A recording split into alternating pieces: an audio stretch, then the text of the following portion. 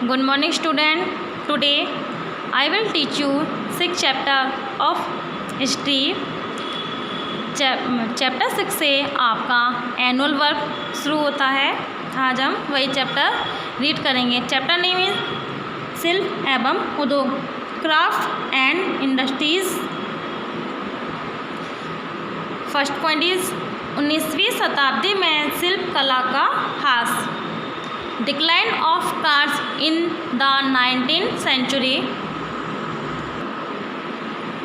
British युग के पूर्व कारीगर मुख्यतः ग्रामीण समुदाय की आवश्यकता को पूरा करते थे, जबकि नगरों में शिल्पी कार्यरत थे जिन्हें स्थानीय शासक तथा सामंत संरक्षण प्रदान करते थे। ये शिल्पी व्यापारियों के लिए विलासिता की वस्तुएं बनाते थे जिन्हें वे व्यापारी अन्य देशों को बेचते थे। उपयुक्त सभी उद्योग एवं शिल्प ब्रिटिश शासन के प्रारंभ होने पर नष्ट होते गए, जिसके लिए निम्नलिखित कारक उत्तरदायी थे। फर्स्ट इज इंग्लैंड में औद्योगिक क्रांति, industrial revolution in England. England में औद्योगिक क्रांति के कारण बड़े पैमाने पर उत्पादन होने लगा, इससे भारतीय शिल्पी बर्बाद हो गए। 19वीं शताब्दी में विभिन्न शिल्पों व हस्तशिल्पों का पतन हो गया। मशीनों से निर्मित वस्तुएं हस्त निर्मित वस्तुओं की अपेक्षा सस्ती, टिकाऊ तथा अधिक मात्रा में बन जाती थी। द नेक्स्ट इज अंग्रेजी स्पर्धा, इंग्लिश कंपटीशन। इंग्लैंड में निर्माताओं की अनुचित स्पर्धा ने बंगाल के बुनकरों मीन्स जुलाहों को बर्बाद कर दिया। ईस्ट इंडिया कंपनी द्वारा निर्यात किए गए सूती तथा रेशमी वस्त्र इंग्लैंड में बहुत लोकप्रिय हो गए। ब्रिटिश संसद में पारित 2 कानून द्वारा भारतीय सूती तथा रेशमी वस्त्र का इंग्लैंड में निषेध कर दिया गया। इस प्रकार भारतीय वस्त्रों के व्यापार को बहुत आघात पहुंचा। सूती वस्त्रों का आयात बंद कर दिया गया। कंपनी ने तैयार माल के स्थान पर कच्चा माल आयात करने की नीति अपनाई। इससे देसी उद्योग बर्बाद हो गए तथा निर्धन एवं बेरोजगार बुनकर कृषि कार्य करने को विवश हो गए। द नेक्स्ट पॉइंट इज बुनकरों का उत्पीड़न। व्यापार पर कंपनी का एकाधिकार था। नियमित रूप से प्रचुर मात्रा में सूती वस्त्रों की आपूर्ति सुनिश्चित करने के लिए कंपनी ने बुनकरों से निश्चित शर्तों पर नियत मात्रा में वस्त्रों की आपूर्ति के लिए अनुबंध किए। कंपनी के नौकर बुनकरों को नियत मूल्य से कम पैसा देते थे। ऐसा कहा जाता है कि बहुत से बुनकरों ने कंपनी के लिए ज़बरदस्ती वस्त्र बनाने से बचने के लिए उन्होंने अपने अंगूठे कटवा दिए थे, जिससे कि ना उनका अंगूठा होगा और ना ही वे ब्रिटिश के लिए वस्त्र बना सकेंगे। द नेक्स्ट पॉइंट इज 19वीं शताब्दी के प्रारंभ में औद्योगिक स्थिति।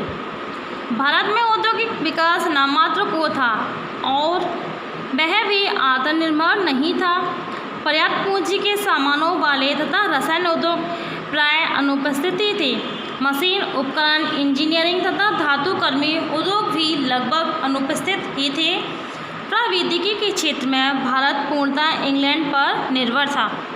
19वीं शताब्दी के उत्तरार्ध में भारत का वाणिज्यिक रूपांतरण हुआ, किंतु यह औद्योगिक क्रांति न थी। यह एक निर्भर अर्धविकसित औपनिवेशिक अर्थव्यवस्था की ओर बढ़ता हुआ कदम था। ब्रिटिश लोगों ने अपने हितों के लाभ के लिए कुछ आधुनिक उद्योगों की स्थापना में रुचि ली। प्रारंभ से ही ब्रिटिश सरकार की आर्थिक नीतियाँ विविधीकरण थी। भारतीय उद्योगों को निम्नलिखित समस्या से जूझना पड़ रहा था। फर्स्ट इज ब्रिटिश लोगों ने 1930 ईस्वी तक भारतीय सामानों पर ऊंचे टटकर लगाए। रेलों के भाड़े बहुत ऊंचे थे। द नेक्स्ट पॉइंट इज आधुनिक उद्योगों का विकास, growth of modern industries. British सरकार ने जूट तथा सूती वस्त्र उद्योग तथा कोयला खनन को प्राथमिकता दी। जूट का प्रथम कारखाना बंगाल में रिसरा नामक स्थान पर ब्रिटिश पूंजी से खोला गया। कोयला तथा लौह धातु इस्पात उद्योग के लिए आवश्यक होते हैं। भारत में लौह धातु प्रचुर मात्रा में उपलब्ध था, किंतु इस्पात उद्योग का भारत में विकास नहीं किया जा सका। इस्पात उद्योग मीन्स स्टील जिसे हम इस्पात बोलते हैं, क्योंकि ब्रिटिश सरकार ने इस पर अनेक प्रतिबंध लगा दिए थे। सन 1907 में जमशेदजी टाटा ने जमशेदपुर, झारखंड में Tata iron and steel company TISCO की स्थापना की। सन 1930 ईस्वी के बाद चीनी उद्योग में भी तेजी से वृद्धि हुई, जिसका प्रमुख कारण भारत में गन्ने का प्रचुर मात्रा में उत्पादन था। कालांतर में अभ्रक, नमक, सोरा जैसे माचिस, खनिज उद्योग, कागज़, कांच तथा सीमेंट जैसे रसायन उद्योग भी देश में विकसित हुए। कृषि परक उद्योग जैसे आटा, चावल, टिम्बर आदि पहले से ही विकसित थे। द नेक्स्ट इज सूती वस्त्रोद्योग, एक प्रतीक अध्ययन। वस्त्रोद्योग लगभग 3000 वर्षों से भारतीय सभ्यता का एक प्रमुख घटक रहा है।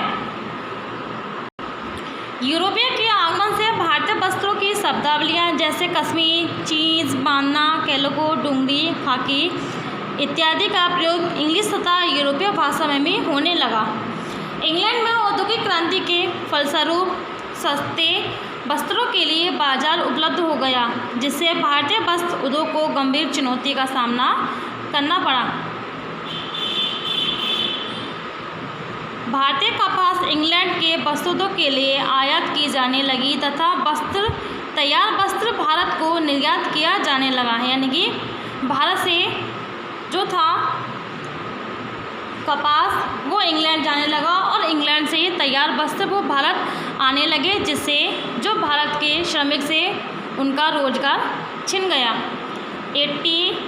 1860 ईस्वी तक बम्बई एवं अहमदाबाद में सूती वस्त्रों के अनेक कारखाने स्थापित हो गए, जिन्होंने बड़े पैमाने पर विनिर्माण का आदान प्रदान किया। वस्त्र ने भारत के स्वतंत्रता आंदोलन में भी महत्वपूर्ण भूमिका निभाई। अहमदाबाद तथा बम्बई के कारखाने मालिकों ने महात्मा गांधी को वित्तीय सहायता द्वारा समर्थन दिया, जबकि गांधी जी ने हस्त निर्मित सूती धागे की वकालत की थी, जो ग्रामीण लोगों के लिए अतिरिक्त आय का साधन तथा नगरीय मध्यम वर्ग एवं कुलीन वर्ग के लिए ग्रामीण समूहों एवं कारीगरों के साथ पहचान बनाने का साधन था। भारत का वस्त्रोद्योग तकनीकी टेक्सटाइल नामक एक नए गैर वस्त्र अनुप्रयोग के रूप में एक नई दिशा की ओर अग्रसर हो रहा है। हस्तनिर्मित वस्त्रों की जैसी विविधता और प्रचुरता भारत में ही पाई जाती है, वैसी विश्व में अन्यत्र नहीं मिलती। भारत में वस्त्र उत्पादन तकनीकें। भारतीय वस्त्र उत्पादन में सूती, रेशमी तथा ऊनी 3 प्रकार के प्राथमिक रेशे प्रयुक्त किए जाते हैं। भारतीय वस्त्रोद्योग में विविध प्रकार के सजावटी तकनीक का प्रयोग किया जाता है, जिनमें से कुछ निम्नलिखित हैं। फर्स्ट इज बुनाई के बाद सजावट कार्य, decoration after weaving, block printing, कढ़ाई, पेंटिंग तथा बंदिश, टाई एंड डाई वस्त्रों की प्रमुख धरातलीय सजावटी प्रक्रिया हैं जो भारत में प्रचलित हैं। इनमें से कढ़ाई की शैलियाँ सर्वाधिक संख्या में मिलती हैं। व्यापारिक वस्त्रों में ब्लॉक प्रिंटिंग की प्रधानता है।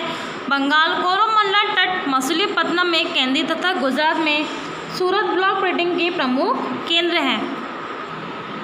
बुनाई प्रक्रिया के अंग के रूप में सजावट कार्य। बुनाई प्रक्रिया में वस्त्रों पर डिजाइन, फर्स्ट इज अतिरिक्त बाना प्रयोग कर धागों को मोड़कर तथा धागों को मोड़कर अतिरिक्त बनाने का प्रयोग करके विशिष्ट पैटर्न द्वारा बनाए जा सकते हैं। ये वस्त्र पर बनाने की तकनीकें हैं। अनेक केंद्रों ने विशिष्ट जरीदार कामों में विशिष्टता हासिल कर ली है। सूरज, चांदी तथा सोने के जरीदार बॉर्डर बनाने के लिए विख्यात है, जिनका प्रयोग बाद में साड़ी में लगाने के लिए किया जाता है।